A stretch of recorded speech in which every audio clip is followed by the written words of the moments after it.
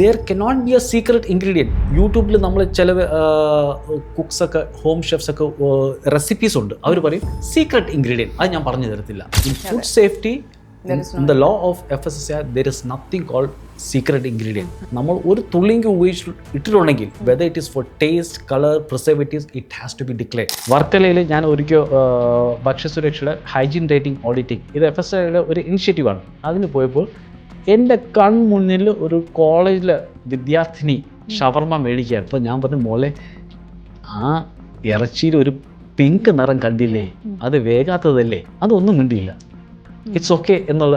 അപ്പോൾ ഞാൻ അമ്മയോട് പറഞ്ഞു, മാഡം ഇത് മോൾക്ക് അത്ര നല്ലതല്ല, 1ാം ക്ലാസ് പഠിക്കുന്ന കുട്ടിയായിരിക്കും, ഇത് ചൂടാക്കിയിട്ടില്ല, ഇതിലൊരു പക്ഷേ ബാക്ടീരിയ ഒക്കെ കാണാൻ സാധ്യതയുണ്ട്, അപ്പോൾ ചൂടാക്കി മേടിക്കൂ.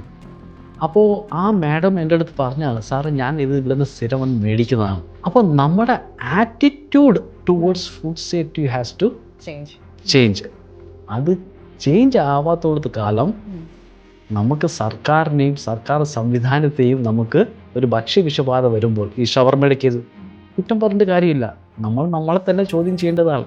നമ്മുടെ കേരളത്തിൽ സത്യം പറഞ്ഞു കഴിഞ്ഞാൽ ബാക്കിയുള്ള സംസ്ഥാനങ്ങളെ അപേക്ഷിച്ച് ഇവിടെ നടക്കുന്ന ഫുഡ് സേഫ്റ്റി ഇൻസ്പെക്ഷൻസ് വളരെ അധികമാണ്. 50,000 കൺസ്യൂമേഴ്സിന് വേണ്ടി ഒരു ഫുഡ് സേഫ്റ്റി ഓഫീസേഴ്സ്. ഇന്നത്തെ കാലത്ത് നമ്മൾ കൺസ്യൂമേഴ്സിനെക്കാളും നമ്മൾ നോക്കുകയാണെങ്കിൽ ഈ ഫുഡ് ബിസിനസ് ഓപ്പറേറ്റേഴ്സ് അതിൻ്റെ റേഷ്യോ നോക്കുന്നത് കണ്ടമാനം പ്രൊപ്പോർഷനേറ്റ് ആയിട്ട് നോക്കുകയാണെങ്കിൽ കണ്ടമാനം വർദ്ധിച്ചു.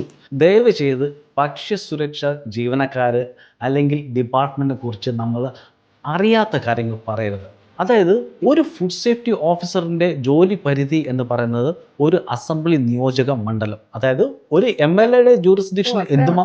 ബിനു പറഞ്ഞത് പോലെ ഇപ്പം ബിനു ഇത് പോയി കണ്ടു, പപ്പടത്തിന്റെ കേസ് റിപ്പോർട്ട് ചെയ്തു. ഇപ്പം ഞാനാണ് അടുത്ത കസ്റ്റമർ പോകുന്നതെന്ന് വിചാരിക്കാം, ഞാനൊരു അത്യാവശ്യം വീട്ടിൽ ഗസ്റ്റ് ഇരിക്കുമ്പോഴായിരിക്കും ഒരു സാധനം വാങ്ങിക്കാൻ പോകുന്നത്. ഇൻസ്റ്റമാർട്ട് വരും, അവരെ വിളിച്ചാലും കിട്ടത്തില്ല, നമുക്ക് ഹെൽപ്പ് റോബോട്ട്സ് ആൻസർ പറയുന്നത്. So there is no communication, proper communication. പണ്ട് കടകളിലാണെങ്കിലും മക്കളെ പറഞ്ഞു വിടും, മോനെ പോയി ഒരു പപ്പടം വാങ്ങിച്ചിട്ട് വരുന്നുണ്ട്. ഈ കുട്ടി ഈ പപ്പടം ബിനു വന്നതുകൊണ്ട് ആ പപ്പടം എടുത്ത് മാറ്റി വെച്ചു. അടുത്തൊരു കൺസ്യൂമർ വരുന്ന ഉടനെ അവർ ഇതൊന്നും ചോദിക്കാൻ പോകത്തില്ല, നോക്കാൻ പോകത്തില്ല. So they will take it and go home and use it. അപ്പോ ഇത് കൺസ്യൂം ചെയ്യുന്ന ഒരു കൂട്ടം ജനങ്ങൾ നമ്മുടെ ഈ വീഡിയോ കണ്ടുകൊണ്ടിരിക്കുകയാണ്. അപ്പൊ ബിനുവിന് അവർക്ക് കൊടുക്കാനുള്ള ഒരു ഉപദേശം, നമ്മൾ ഏത് പാക്കറ്റിൽ വരുന്ന ഏതൊരു ഭക്ഷ്യപദാർത്ഥം ലേബിൾ നമ്മൾ വായിക്കാൻ പഠിക്കണം എന്ന് പറഞ്ഞാൽ ഇംഗ്ലീഷും മലയാളം അറിയണം എന്നല്ല ഉദ്ദേശിച്ചത്. അതിൽ എന്തൊക്കെയാണ് ഒരു നിർമ്മാതാവ് അച്ചടിക്കേണ്ടത്. ഉദാഹരണത്തിന് അതിൻ്റെ ഉള്ളിൽ അടങ്ങിയിരിക്കുന്ന സാധനത്തിൻ്റെ പേര്, ഉദാഹരണത്തിന് പപ്പടം എടുക്കാം. അപ്പം പപ്പടം നെയിം ഓഫ് ദി ഇൻഗ്രീഡിയൻറ്റ് എഴുതണം. പപ്പടം എന്തെല്ലാം ഇൻഗ്രീഡിയൻറ്റ് കൊണ്ടാണ് ഉണ്ടാക്കിയത് അത് എല്ലാം അതിൽ വെളിപ്പെടുത്തണം. there cannot be a secret ingredient. യൂട്യൂബിൽ നമ്മൾ ചില കുക്സ് ഒക്കെ ഹോം ഷെഫ്സ് ഒക്കെ റെസിപ്പീസ് ഉണ്ട്, അവർ പറയും സീക്രട്ട് ഇൻഗ്രീഡിയൻറ്റ്, അത് ഞാൻ പറഞ്ഞു തരത്തില്ല. In food safety in the law of FSSAI there is nothing called secret ingredient. നമ്മൾ ഒരു തുള്ളിങ്കി ഇട്ടിട്ടുണ്ടെങ്കിൽ whether it is for taste, color, preservatives, it has to be declared. പിന്നെ വെജ് ആണോ നോൺ വെജ് ആണോ എന്ന് ലോഗോ നമ്മൾ കൊടുക്കണം. ആൻഡ് ഡേറ്റ് ഓഫ് പാക്കിംഗ് അല്ലെങ്കിൽ manufacturing and expiry date അല്ലെങ്കിൽ യൂസ് ബൈ ഡേറ്റ്. ഈ യൂസ് ബൈ ഡേറ്റ് എന്ന് സാധാരണ നമ്മൾ പാല്, ബ്രെഡ്, കേക്ക്, അതായത് ഷോർട്ട് ഷെൽഫ് ലൈഫ് ഉള്ളതിന് യൂസ് ബൈ ഡേറ്റും കൊടുക്കും, കൂടുതൽ കാലയളവ് നിൽക്കുന്നതിന് എക്സ്പയറി ഡേറ്റും കൊടുക്കും. നേരത്തെ ബെസ്റ്റ് ബിഫോറും കൊടുക്കുമായിരുന്നു, ഇപ്പോൾ ബെസ്റ്റ് ബിഫോർ മാൻഡേറ്ററി അല്ല, ഇറ്റ് ഈസ് ഓപ്ഷണൽ. പിന്നെ മാനുഫാക്ചറിൻ്റെ full address, phone number, email ID, അത് ബേസിക്കലി കസ്റ്റമർ കെയറിൻ്റെ എല്ലാ ഡീറ്റെയിൽസും കൊടുക്കണം. അവരുടെ FSSAI ലൈസൻസ് നമ്പർ കൊടുക്കണം. ന്യൂട്രീഷണൽ ഡീറ്റെയിൽസ് നമ്മളതിൽ കാണാറുണ്ട്, എത്ര എനർജി, കാലറി, ഏതെങ്കിലും തരത്തിൽ അലർജൻ ഇതിൽ ആഡ് ചെയ്തിട്ടുണ്ടെങ്കിൽ അത് ഡിക്ലെയർ ചെയ്യണം. ഉദാഹരണത്തിന് ഞാൻ പറയാം, അലർജൻ ഈ നമ്മുടെ നട്ട്സ്, അതുപോലെ തന്നെ നമ്മുടെ മൈദയിൽ കാണുന്ന ഗ്ലൂട്ടൻ, ഇതൊക്കെ അലർജൻസ് ആണ്. ഇന്ത്യയിൽ FSSAI 8 ഭക്ഷ്യപദാർത്ഥങ്ങളെയാണ് അലർജൻ ഉണ്ടാക്കുന്ന പ്രോഡക്ട്സ് ആയിട്ട് ഡിക്ലെയർ ചെയ്തിരിക്കുന്നത്. അപ്പോൾ ഇത് ഏതെങ്കിലും 8 എണ്ണം ഏതെങ്കിലും രൂപത്തിൽ ഇതിലുണ്ടെങ്കിൽ അത് നമ്മൾ ഡിക്ലെയർ ചെയ്തേ പറ്റൂ.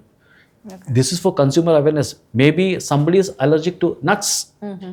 അപ്പോൾ ചോക്ലേറ്റ്സിൽ കണ്ടിട്ടില്ലേ, ദിസ് product may contain traces of nuts or was manufactured in a facility where adjacent to it ഒരു അലർജൻ പ്രോഡക്റ്റ് വാസ് മെയ്ഡ്. അപ്പോൾ ബേസിക്കലി ഇതൊക്കെ എന്തിനാണ് എഴുതുന്നത്? അവർ എഴുതുന്ന കാരണം വേറെ ഒന്നുമില്ല, കൺസ്യൂമറിനെ അവെയർ ആക്കാൻ വേണ്ടി. നിങ്ങൾ വായിച്ച് പഠിച്ചിട്ട് കഴിച്ചോ, നാളെ എന്തെങ്കിലും പ്രശ്നം വന്നാൽ ഞങ്ങൾ കോടതിയിൽ ഞങ്ങൾ കയറത്തില്ല. So we have to be more aware. അപ്പോൾ ലേബിൾ ഞാൻ എൻ്റെ മോനോട് അവന് ഈ കോളയും അതുപോലെ ഈ ഫ്രൂട്ട് ജ്യൂസസ് ഉണ്ടല്ലോ, ഈ 1 ലിറ്റർ 2 ലിറ്റർ വരുന്ന അവന് കുടിക്കാൻ ഭയങ്കര താല്പര്യമാണ്. വല്ലപ്പോഴും ഒരിക്കലൊക്കെ മേടിച്ചു കൊടുക്കുന്നുള്ളൂ. ഒരിക്കൽ മേടിച്ചുകൊണ്ട് വന്നിട്ട് ഞാൻ ചോദിച്ചു, മക്കളെ ഈ ഫ്രൂട്ട് ജ്യൂസിൽ എന്താണ് ഏറ്റവും കൂടുതൽ അടങ്ങിയിരിക്കുന്നത്? അവൻ പറഞ്ഞു മാങ്ങപ്പഴത്തിൻ്റെ ചാറ്. ഞാൻ പറഞ്ഞു നിനക്ക് തെളിയിച്ച് തരാമോ എന്ന് ചോദിച്ചു. അതിപ്പോൾ ഞാൻ എങ്ങനെ തെളിയിക്കും, ഇതിൽ എഴുതിയിട്ടുണ്ടല്ലോ മാംഗോ ജ്യൂസ്. ഞാൻ പറഞ്ഞു അതിൽ ഇൻഗ്രീഡിയൻറ്റ് ലിസ്റ്റ് എന്ന് പറയുന്നൊരു ഭാഗമുണ്ട്, നീ അത് വായിക്കാൻ പറഞ്ഞു. അവടുത്ത് വായിച്ചു. വായിച്ചപ്പോൾ വായിക്കുന്നതിന് മുമ്പ് അവൻ ചിരിക്കാൻ തുടങ്ങി. വായിച്ചത് വാട്ടർ, പിന്നെ ഷുഗർ, പിന്നെ പ്രിസർവേറ്റീവ്സ്, കളറ്. മാങ്ങയുടെ എത്ര ഉണ്ട് മക്കളെ? അതിൽ ഓൺലി 9% ഓർ സോ പൾപ്പാണ്. കോളയിൽ കാർബണേറ്റഡ് വാട്ടറാണ് ഫസ്റ്റ്, പിന്നെ ഷുഗർ. അപ്പോൾ ഒരു ഫ്രൂട്ട് ജ്യൂസ് 1 ലിറ്ററിൻ്റെ ഫ്രൂട്ട് ജ്യൂസ് മേടിക്കുന്നതിനേക്കാളും നല്ലത്, ഇനിയിപ്പോൾ മാമ്പഴത്തിൻ്റെ സമയമാണ്, മാങ്ങ മേടിച്ച് വീട്ടിലിരുന്ന് കഴിക്കുക. ഇതൊക്കെ കേൾക്കുന്നവർക്ക് തോന്നും ആ നല്ല രസമുണ്ട്. പക്ഷേ നമുക്ക് നമ്മുടെ ആരോഗ്യം കുറച്ച് സൂക്ഷിക്കണമെന്നുണ്ടെങ്കിൽ ഇതൊക്കെ ചെയ്തേ പറ്റൂ. അങ്ങനെയാണെങ്കിൽ എനിക്ക് വളരെ ഇൻട്രസ്റ്റിംഗ് ആയിട്ടുള്ള ഒരു ഭക്ഷ്യ പദാർത്ഥത്തിനെ കുറിച്ച് പറയാം. എല്ലാവർക്കും താല്പര്യമുള്ളൊരു കാര്യമാണ് ഈ കാലത്ത് ഷവർമ. അത് ഉണ്ടാക്കി തരുന്നത് കാണുന്നത് തന്നെ ഒരു ഡിലൈറ്റാണ്. അത് മേടിച്ച് കഴിക്കാൻ ഒരു താല്പര്യം എല്ലാവർക്കും. തീർച്ചയായിട്ടും. ഇതിൻ്റെ ഒരു സേഫ്റ്റിയെ കുറിച്ച് ഒന്ന് പറഞ്ഞുതരാമോ? ഷവർമ എന്ന് ഇപ്പോൾ പറഞ്ഞപ്പോൾ എനിക്ക് പെട്ടെന്ന് കത്തിയത്, എനിക്കൊരു കോവിഡിൻ്റെ കാലഘട്ടത്ത് കാസർഗോഡ് ജില്ലയിൽ ചെറുവത്തൂർ എന്ന് പറയുന്ന ഒരു സ്ഥലത്ത് ദേവനന്ദ എന്ന് പറയുന്ന ഒരു കുട്ടി, +2 ഉള്ള കുട്ടിയാണെന്ന് തോന്നുന്നു, ഷവർമ കഴിച്ച് മരണപ്പെട്ടു. അന്നേ ദിവസം അതിൻ്റെ കൂട്ടത്തിൽ അതിൻ്റെ കൂട്ടുകാരികളും കഴിച്ചു. പക്ഷെ അവർക്കാർക്കൊന്നും സംഭവിച്ചില്ല. അപ്പോൾ ആൾക്കാർ പലതും പറയും. പക്ഷേ ഇതിൽ 1-2 ഫാക്ടേഴ്സ് ഉണ്ട്. ഒന്ന്, ദേവനന്ദ കഴിച്ച ഷവർമയിൽ ഒരു പക്ഷേ ബാക്ടീരിയയുടെ അല്ലെങ്കിൽ കീടാണുക്കളുടെ സാന്നിധ്യം വളരെ കൂടുതലായിരുന്നായിരിക്കാം. മറ്റവർ കഴിച്ചതിൽ ചിലപ്പോൾ കുറച്ചേ ഉണ്ടായിരുന്നുള്ളൂ. മറിച്ച് ദേവനന്ദയുടെ ഇമ്മ്യൂണിറ്റി പവർ, പ്രതിരോധശേഷി കുറവായിരുന്നിരിക്കാം. അപ്പോൾ ഇതൊക്കെയാണ് ഫാക്ടേഴ്സ്. പിന്നെ ഷവർമ എന്ന് പറയുമ്പോൾ ആദ്യം എല്ലാവരും പറയുന്നത് അത് മേയണീസ് എന്നായിരിക്കും വന്നത്. അപ്പോൾ മേയണീസ് നമുക്കറിയാം, ഇത് പച്ച മുട്ടയിൽ നിന്നും എഡിബിൾ വെജിറ്റബിൾ ഓയിലിൽ നിന്നാണ് മേയണീസ് ഉണ്ടാക്കുന്നത്. അപ്പോൾ ഈ മേയണീസ് നമ്മൾ ഏതൊരു ഷവർമ കടയിൽ ചെന്ന് കഴിഞ്ഞാലും ഒരു പാത്രത്തിൽ ഈ ഷവർമ ഉണ്ടാക്കുന്ന ആ സ്റ്റാൻഡ്, ആ ഗ്രില്ലിൻ്റെ അടുത്തായിരിക്കും വെക്കുന്നത്. ഒന്നാമത് ഇതെല്ലാം പുറത്താണ് ഡിസ്പ്ലേ ചെയ്യുന്നത്. അപ്പോൾ പുറമെ ഇപ്പോഴത്തെ ചൂട് നമുക്ക് 35-36 പോകുന്നത്.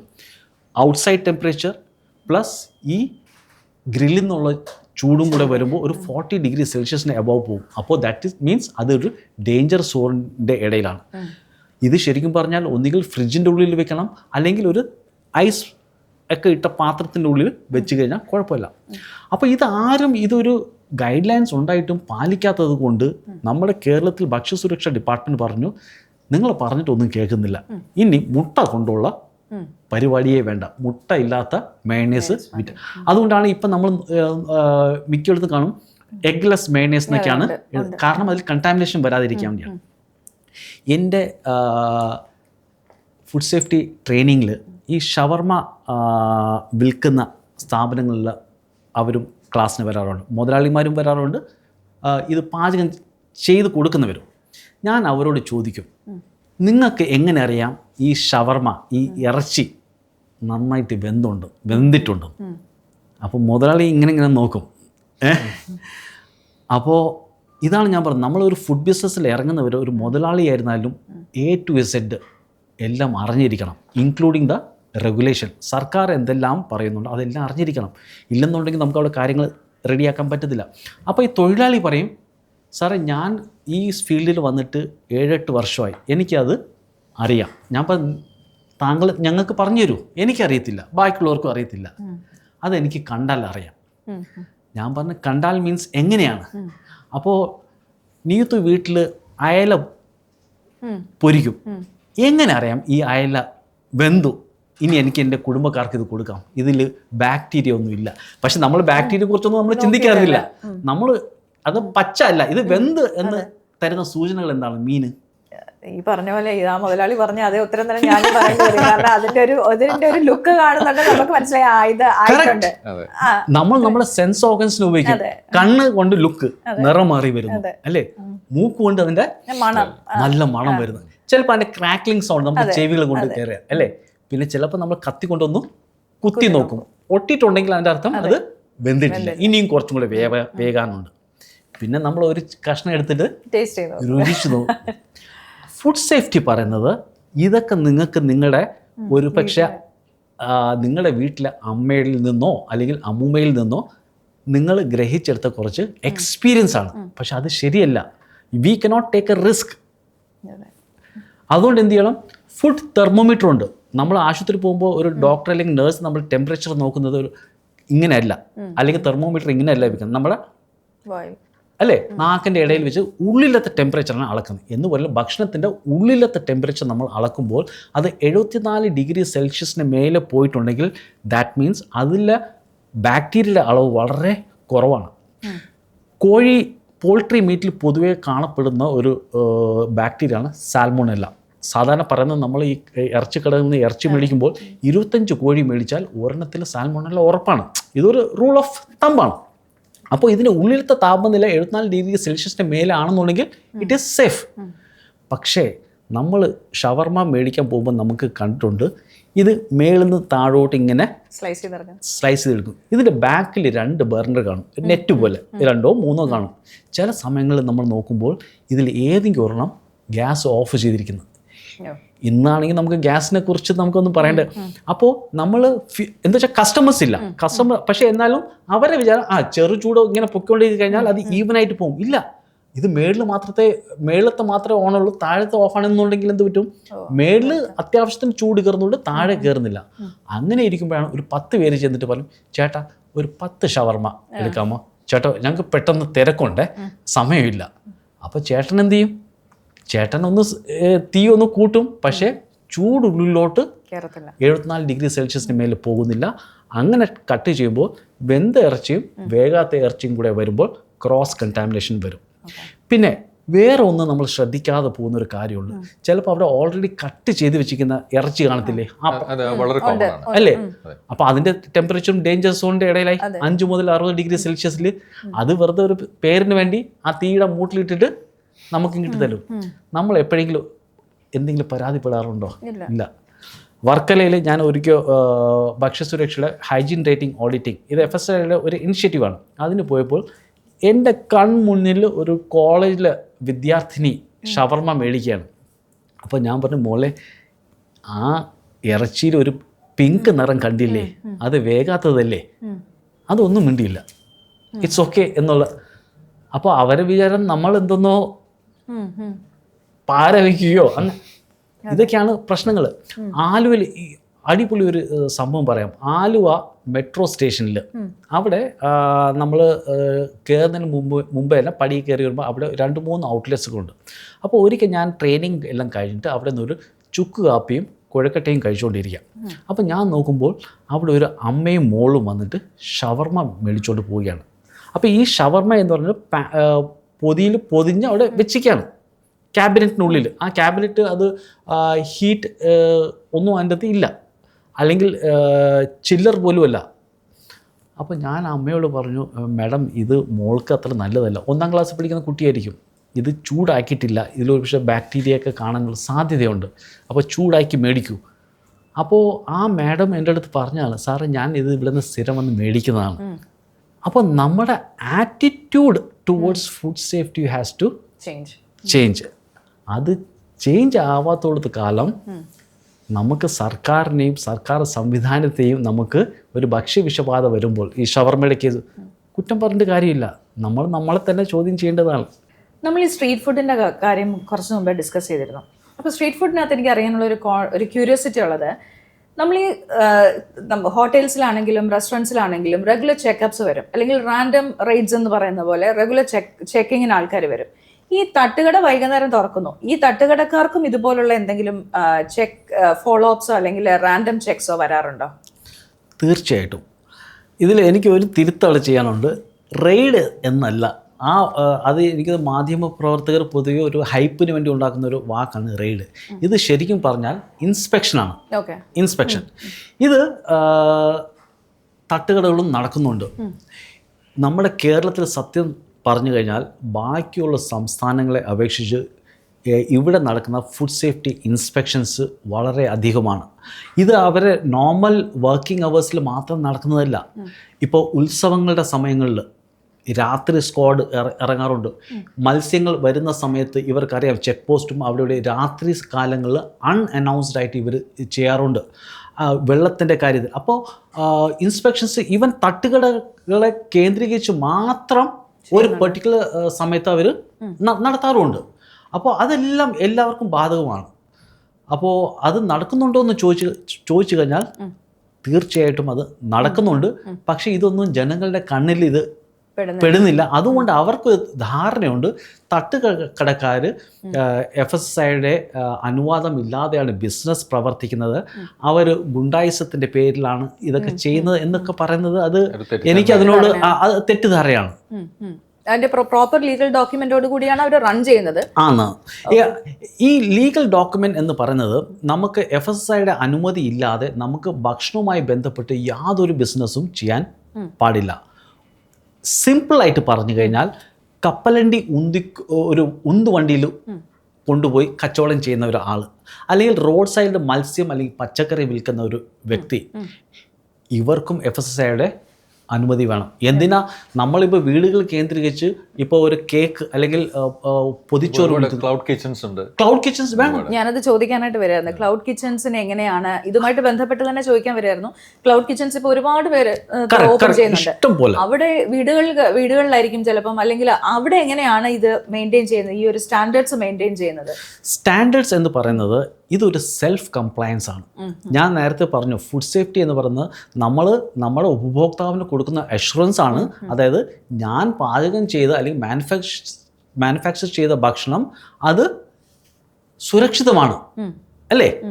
അപ്പോൾ നമ്മളൊരു FSSAIയുടെ രജിസ്ട്രേഷൻ സർട്ടിഫിക്കറ്റ് അല്ലെങ്കിൽ ലൈസൻസ് അപ്ലൈ ചെയ്യുമ്പോൾ ഏറ്റവും അവസാനം അതിൽ കുറേ ക്ലോസസ് പറയുന്നത് ഐ വിൽ എൻഷുർ എന്നൊക്കെ പറഞ്ഞ് നമ്മൾ ടിക്ക് ചെയ്ത് വിടുന്നുണ്ട്. പക്ഷെ ആരും ഇത് വായിക്കാറില്ല. അപ്പോൾ അതിൽ ബേസിക്കലി പറയുന്നത് ഭക്ഷ്യസുരക്ഷയ്ക്ക് ഒരു നിയമമുണ്ട്. അതിൻ്റെ പേരാണ് FSS ആക്ട്. അത് 2006 നിലവിൽ വന്നത്. Food safety and standards act 2006.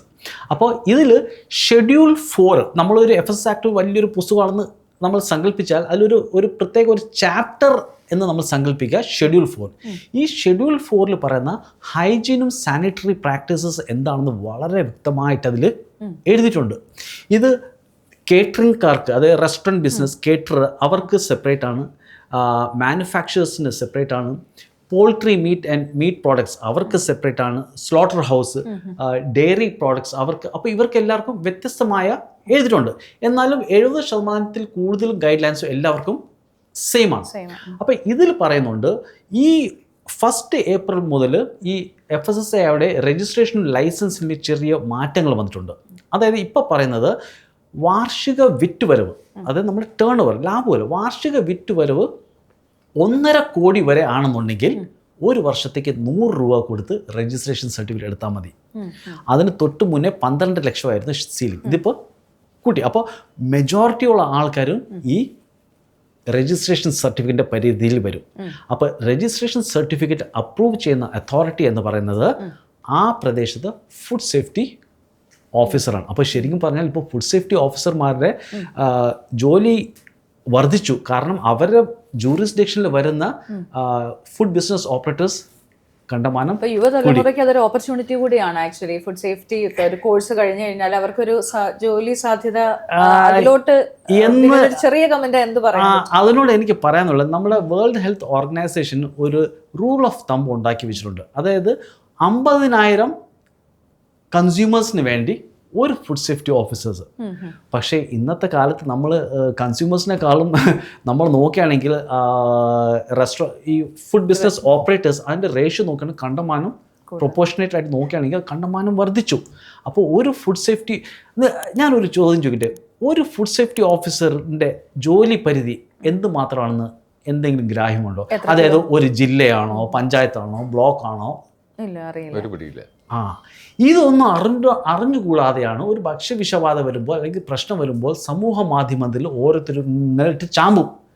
അതായത് സർക്കാർ ജീവനക്കാർ കോഴ മേടിക്കുന്നു. ഇത് പറഞ്ഞപ്പോഴാണ് ഞാനൊരു ഇൻസിഡന്റ് പറയാൻ വേണ്ടി കോട്ട് ചെയ്യാൻ വേണ്ടി വന്നത്. അതായത് നമ്മുടെ ഒരു ഫേമസ് ഒരു ബ്രാൻഡ്, ആ ബ്രാൻഡിന്റെ ഒരു കടയിൽ ചെന്നു. ആ ബ്രാൻഡിനെ കുറിച്ച് ഞാനിവിടെ പറയുന്നില്ല, പക്ഷെ നമ്മളെല്ലാം നിത്യമായിട്ട് മേടിച്ച് കഴിക്കുന്ന ഒരു പോപ്പുലർ ബ്രാൻഡ്. അതുപോലെ അവിടുന്ന് ഒരു കടയിൽ നിന്ന് ഒരു കുട്ടി ഇതുപോലെ മേടിക്കുന്നു, അവിടുന്ന് സ്റ്റൈലായിട്ടുള്ള ഒരു ചിക്കൻ ഇത് കിട്ടുന്നു. അതിന് കമന്റ് ചെയ്യുന്നു, ആ ഇൻസിഡന്റിന് ഒരു വ്ളോഗർ കമന്റ് ചെയ്യുന്നു. ആ കമന്റ് പറയുന്നത് വളരെ രസകരമാണ്. അതിൽ എന്ത് വിശ്വസിക്കണം എന്ന് നമുക്കും അറിയത്തില്ല, കാരണം നമ്മൾ ഒരു സാധാരണക്കാരനാണ്. ഒരു ഫുഡ് സേഫ്റ്റി അതിന് ആ വ്ളോഗർ കമന്റ് ഇടുന്നത്, ഇത് ആരുടെയാണ് പ്രോബ്ലം? ഇത് പ്രോപ്പറായിട്ട് ഫുഡ് സേഫ്റ്റിക്കാര് അവിടെ ചെന്ന് ഇത് ഇൻസ്പെക്ട് ചെയ്യാത്തതാണോ, അതോ അവര് അണ്ടർ ദ ടേബിൾ കൈക്കൂലി നല്ല ഭാഷ പറഞ്ഞാൽ കൈക്കൂലി മേടിക്കുന്നത് കൊണ്ടാണോ, അതോ ഇവരവിടെ ചെന്നിട്ട് പ്രോപ്പറായിട്ട് അവർ ആഹാരം കഴിച്ച് അവരുടെ അടുത്ത് സലാം പറഞ്ഞിട്ട് തിരിച്ചു വരുന്നത് കൊണ്ട് നടക്കുന്ന പ്രശ്നങ്ങളാണോ? അപ്പൊ ഇതിന് ആ വ്ളോഗറിന്റെ കമന്റുകൾ ഇഷ്ടംപോലെ ആൾക്കാർ വായിക്കുന്നുണ്ട്. അപ്പൊ ഈ ജനറൽ വായിക്കുന്ന ആൾക്കാർക്ക് വേണ്ടിയിട്ടൊരു ഉത്തരം കൊടുക്കാമോ ബിനുവിന്? ഈ വ്ളോഗറിന്റെ റീല് ഞാൻ കണ്ടതാണ്. എനിക്ക് തോന്നുന്നു I was a first person to comment also. എനിക്ക് ആ വ്ളോഗർ ഇത് കാണുന്നുണ്ടെങ്കിൽ ഒരു അപേക്ഷയുണ്ട്, ആ വ്ളോഗറിനോടും ബാക്കിയുള്ള ഫുഡ് വ്ളോഗേഴ്സിനോടും ദയവ് ചെയ്ത് ഭക്ഷ്യസുരക്ഷ ജീവനക്കാർ അല്ലെങ്കിൽ ഡിപ്പാർട്ട്മെൻറ്റിനെ കുറിച്ച് നമ്മൾ അറിയാത്ത കാര്യങ്ങൾ പറയരുത്. ഈ കൈക്കൂലി ബിക്കോസ് നിങ്ങൾ ഇൻഫ്ലുവൻസേഴ്സ് ആയിട്ട് അവർ ക്ലെയിം ചെയ്യുമ്പോൾ ജനങ്ങൾ വിശ്വസിക്കും അല്ലേ? അപ്പോൾ ഇതിൽ വാസ്തവം നമുക്ക് എന്താണെന്ന് നോക്കാം. ഞാൻ നേരത്തെ പറഞ്ഞതിലോട്ട് തിരിച്ചു വരാം. അതായത് ഒരു ഫുഡ് സേഫ്റ്റി ഓഫീസറിൻ്റെ ജോലി പരിധി എന്ന് പറയുന്നത് ഒരു അസംബ്ലി നിയോജക മണ്ഡലം, അതായത് ഒരു MLA ജൂറിസ്ഡിക്ഷൻ എന്തുമാ. അപ്പോൾ അത്രയും. അപ്പോൾ ഒന്ന് ആലോചിച്ചു, നമ്മൾ ഒരു ജംഗ്ഷനിൽ അല്ലെങ്കിൽ കവലയിൽ ഇറങ്ങിക്കഴിഞ്ഞാൽ ഭക്ഷണം എവിടെ നോക്കിയാലും ഭക്ഷണം വിൽക്കുന്നവരാണ്. മെഡിക്കൽ ഷോപ്പുകാർ അവരും ഫുഡ് FSIയുടെ പരിധിയിൽ വരുന്നതാണ്. കാരണം അവർ കുറെ ഹെൽത്ത് സപ്ലിമെന്റ്സ് ഒക്കെ വിൽക്കുന്നുണ്ട് അല്ലേ? പാലിലൊക്കെ, ഞാൻ ബ്രാൻഡിന്റെ പേരിൽ പാലിലൊക്കെ ഇട്ട് നമ്മൾ പൊടിയൊക്കെ ഇട്ടിട്ട് കുട്ടികൾക്കൊക്കെ കൊടുക്കുന്നത് അത് ഹെൽത്ത് സപ്ലിമെന്റ്സ് ആണ്. ഇനി അവരൊരു പക്ഷെ ബിസ്ക്കറ്റ് വിൽക്കുന്നുണ്ടായിരിക്കാം. സ്റ്റേഷനറി കടകളിൽ തന്നെ ചിലപ്പോൾ ബിസ്ക്കറ്റും മുട്ടായും വിൽക്കുന്നില്ലേ, അവരും വരും. Pan shops. അപ്പൊ ചുരുക്കം പറഞ്ഞാൽ നമ്മൾ എവിടെ തിരിഞ്ഞു നോക്കിയാലും 90% people are into the business of food. മനസ്സിലായി? അപ്പോൾ ഈ എല്ലാ കടകളും ഈ ഒരു ഫുഡ് സേഫ്റ്റി ഓഫീസർ 10 കൊല്ലം ഒരേ ജൂറിസ്ഡിക്ഷനിൽ ഇരുന്നാൽ കയറി ഇറങ്ങിയാൽ പോലും തീരത്തില്ല. കാരണമുണ്ട്. ഇപ്പം എനിക്കറിയാം, ഈ കാക്കനാട് മേഖലയിൽ ജോലി ചെയ്യുന്ന ഫുഡ് സേഫ്റ്റി ഓഫീസർമാർ ജോലി ഭാരം എന്ന് പറഞ്ഞാൽ ഒരു രക്ഷയില്ല. അപ്പം ഈ ഇത്രയും ജൂറിസ്ഡിക്ഷൻ, ഇത്രയും ഏരിയ കവർ ചെയ്യുമ്പോൾ ആ ഏരിയക്ക് വേണ്ടി എത്ര ഫുഡ് സേഫ്റ്റി ഓഫീസേഴ്സ് കാണും? അതാണ് ഞാൻ പറഞ്ഞില്ലേ, ഒരു അസംബ്ലി നിയോജക മണ്ഡലത്തിൽ ഒരു ഓഫീസറേ ഉള്ളൂ. അപ്പോൾ ഇവർക്ക് എല്ലാ ദിവസവും കയറി ഇറങ്ങാൻ പറ്റുമോ? പറ്റത്തില്ല. അപ്പോൾ അതുകൊണ്ട് ഭക്ഷ്യസുരക്ഷ ജീവനക്കാരെ കൈക്കൂലി മേടിക്കുന്നതെന്ന് പറഞ്ഞാൽ അത് ഞാനൊരു സർക്കാർ ഒന്നുമല്ല, എനിക്ക് അവരെ ഫേവർ ചെയ്യേണ്ട കാര്യമില്ല. പക്ഷേ എനിക്ക് എൻ്റെ വ്യക്തിപരമായ എക്സ്പീരിയൻസിൽ നിന്നറിയാം അവരാരും അങ്ങനെ ചെയ്യുന്നവരല്ല. മുമ്പൊക്കെ അങ്ങനെ നടന്നിട്ടുണ്ടോയെന്നും അറിയത്തില്ല. നമ്മൾ ഒരു അക്യൂസ് ചെയ്യുമ്പോൾ it has to be backed with a proof അല്ലേ? ഒരു തെറ്റിദ്ധാരണ ഉണ്ടാക്കുന്ന, അതുകൊണ്ട് അത് ശരിയായ ഇതല്ല. അല്ല, നമ്മള് ബിനു, ഇത് കേൾക്കുന്ന ആൾക്കാര് സാധാരണക്കാരാണ്. അവർക്ക് അറിയാവുന്നത് വെച്ചിട്ടാണ് അവർ പറയുന്നത്. ഇപ്പം ഞാനും ചിലപ്പോൾ ചിന്തിക്കും എന്ന് പറയാൻ കാര്യമുണ്ട്. കഴിഞ്ഞ പ്രാവശ്യം ഇതുപോലെ ആലുവയുടെ അടുത്ത് ഞങ്ങൾ രാത്രി കഴിക്കാനായിട്ട് മോള് മുട്ടക്കറി വേണം എന്ന് പറഞ്ഞു. എൻ്റെ കുഞ്ഞ് വേണം എന്ന് പറഞ്ഞാൽ ആഗ്രഹിച്ച ഒരു കടയിൽ നിന്ന് മേടിച്ചാണ്. അതും സാധാരണ തട്ടുകട പോലെ അല്ല, നല്ലൊരു കട, കുഞ്ഞിനും കൂടെ ഉള്ളതായതുകൊണ്ട് നല്ലൊരു കടയിൽ നിന്ന് മേടിച്ചു. മുട്ടക്കറി മുട്ടക്കറി ഞങ്ങൾ ഇതിൽ സ്വിഗ്ഗിയിൽ പോലും അല്ല വന്നത്. അതിലെനിക്കൊരു ക്വസ്റ്റ്യൻ ഉണ്ട്, ഞാൻ വരാം അതിലോട്ട്. അത് കടയിൽ പോയി ഞങ്ങൾ മേടിച്ചു കഴിഞ്ഞ് നമ്മൾ അത് തുറന്നു നോക്കുന്നില്ലല്ലോ, മുട്ടയുടെ കളർ എന്താ പരുവം എന്താന്നുള്ളത്. വീട്ടിൽ വന്ന് മുട്ടക്കറി തുറന്നപ്പോഴത്തേക്ക് മുട്ടയുടെ കളർ, യു ഡോണ്ട് ബിലീവ്, കറുത്ത കളറിലിരിക്കുന്നു. അപ്പൊ ഇതനുസരിച്ച് ഞങ്ങൾ എന്ത് ചെയ്തു, അപ്പം എൻ്റെ അടുത്ത് എന്റെ വീട്ടിൽ എൻ്റെ ഹസ്ബൻഡ് ചോദിച്ചു, ഇത് കഴിക്കാമോ? അപ്പം ഞാൻ പറഞ്ഞു കറുത്ത കളറിൽ ഇരിക്കുന്നതല്ലേ, കളർ മാറി, മുട്ടയുടെ ഒരു ആകൃതിയും ഇതൊന്നും ഇല്ല, അപ്പം ഇത് മാറ്റി വെക്കി, കറി മാത്രം കഴിക്കാം എന്ന് പറഞ്ഞിട്ട് ഞങ്ങൾ അവസാനം കറി മാത്രം അതിൽ ഒതുങ്ങി. എന്നിട്ട് എന്ത് ചെയ്തു, നമ്മൾ വിളിച്ചു പറയാൻ വേണ്ടി ഫോൺ എടുത്തു. അതാണ് അതിലും ഏറ്റവും നല്ല രസം. അവിടെ വിളിച്ചു പറഞ്ഞു, ആളെടുത്തു, സാറേ മുട്ടയുടെ ഫോട്ടോ. അപ്പം മുട്ടയുടെ ഫോട്ടോ അയച്ചു കൊടുത്തു. മുട്ടയുടെ ഫോട്ടോ അയച്ചു കൊടുത്തപ്പോഴത്തേക്ക് തിരിച്ചു വന്നു, സാർ അത് കഴിക്കണ്ട, അടുത്ത പ്രാവശ്യം വരുമ്പോൾ വന്നാൽ മതി, ഞാൻ കറി ഫ്രീ തരാം. So this is the attitude of restaurants. ഇതാണ് ഞാൻ നേരത്തെ പറഞ്ഞ attitude in capital letters makes a very big difference. ഇതിന് അപ്പൊ എന്നടുത്ത് ചോദിച്ചു എന്തോ ചെയ്യണം. ഞാൻ പറഞ്ഞു അടി ഉണ്ടാക്കാൻ പോയിട്ട് പ്രയോജനമുണ്ടോ, അവരെന്ത് വിചാരിക്കും, അവരെന്ത് വിചാരിക്കും എന്നുള്ള ഇതിന്റെ പുറകെ നടക്കാനേ നമുക്ക് നേരമുള്ളൂ. അല്ലെങ്കിൽ ഇതിന്റെ പുറകെ നമ്മൾ ഒരുപാട് കഷ്ടപ്പെടണം. ഈ ഒരു ചിന്ത ഉള്ളതുകൊണ്ട് പലപ്പോഴും നമ്മൾ പല ഇൻസിഡൻസും വിഴുങ്ങി കളയാറുണ്ട്, നമ്മൾ ടേക്കപ്പ് ചെയ്യാറില്ല. ഞാൻ ഇതിനൊരു എളുപ്പ വഴി പറഞ്ഞുതരാം. നമ്മുടെ കയ്യിൽ എല്ലാവരുടെയും കയ്യിൽ മൊബൈൽ ഫോണുണ്ട്, സ്മാർട്ട് ഫോണാണ്, കുറേ ആപ്സും ഉണ്ട്.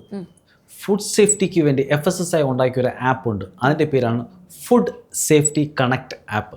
ഓക്കെ, അതെല്ലാവരും കേൾക്കുന്ന ആൾക്കാരും അതൊന്ന് നോട്ട് ചെയ്ത് വെച്ചാൽ ഒന്നും കൂടെ പറയാം. നിങ്ങൾ പ്ലേ സ്റ്റോറിൽ പോയിട്ട് ഫുഡ് സേഫ്റ്റി കണക്ട് ആപ്പ് അടിച്ചു കഴിഞ്ഞാൽ ഈ ആപ്പ് വരും, അത് ഡൗൺലോഡ് ചെയ്യാം. അതുവഴി നമുക്ക് ഈ പരാതികൾ അപ്ലോഡ് ചെയ്യാം. കുമിഞ്ഞ കൂട്ടത്തേ ഉള്ളൂ, അത് നമുക്ക് ഉത്തരം കിട്ടും. ഇല്ല, നമുക്ക് ഇതിൻ്റെ ഇപ്പോൾ ഒരു നമ്മൾ ഭക്ഷണ സ്ഥാപനത്തിൽ ചെന്നു, നമുക്ക് അവിടുത്തെ വൃത്തിയെക്കുറിച്ച് ആണ്, നമുക്കതിൻ്റെ ഫോട്ടോ എടുക്കാം. നമ്മൾ കഴിച്ച ഭക്ഷണത്തിനെ കുറിച്ചാണെങ്കിൽ അതിൻ്റെ ബില്ല് എടുക്കാം, അല്ലേ? ഇതൊക്കെ എടുത്ത് നമുക്ക് ഇതിൽ അപ്ലോഡ് ചെയ്യാം. അപ്പോൾ FSSAI എന്ത് ചെയ്യും? അപ്പോൾ അതിൽ നമ്മൾ കുറച്ച് ചോദ്യങ്ങൾ, നമ്മൾ ഈ കടയുടെ പേര്, അവരുടെ FSSAI ലൈസൻസ് നമ്പർ ഉണ്ടോ? അപ്പോൾ ഒരു പക്ഷേ നിങ്ങൾ ചോദിക്കും, ഓ ഇതൊക്കെ നമ്മൾ എങ്ങനെ അറിയുന്നത്? നിയമം അനുശാസിക്കുന്നത് ഭക്ഷണം വിൽക്കുമ്പോൾ ഒരു ബില്ല് കിട്ടും, അതിൽ FSSAIയുടെ ലൈസൻസ് നമ്പർ ഉണ്ടോ ഇല്ലെന്ന് നോക്കണം. ഞാൻ സ്ഥിരം ചെയ്യുന്നതാണ്, എന്നിട്ട് ഞാൻ കടക്കാരോട് പറയാറുണ്ട്. അപ്പോൾ അതുകൊണ്ട് ഞാൻ ഒരു റെസ്റ്റോറൻറ്റിൽ ഭക്ഷണം കഴിച്ചു കഴിഞ്ഞാൽ എൻ്റെ ഭാര്യയും മക്കളും ആദ്യം നമ്മളൊരു എൻഫോഴ്സ്മെന്റ് ഏജൻസി, ജസ്റ്റ് ഒരു നോളജ്, നമ്മൾക്ക് അറിയാവുന്ന ഒരു കാര്യങ്ങൾ നല്ല ഭാഷയിൽ അവർക്ക് പറഞ്ഞു കൊടുക്കും.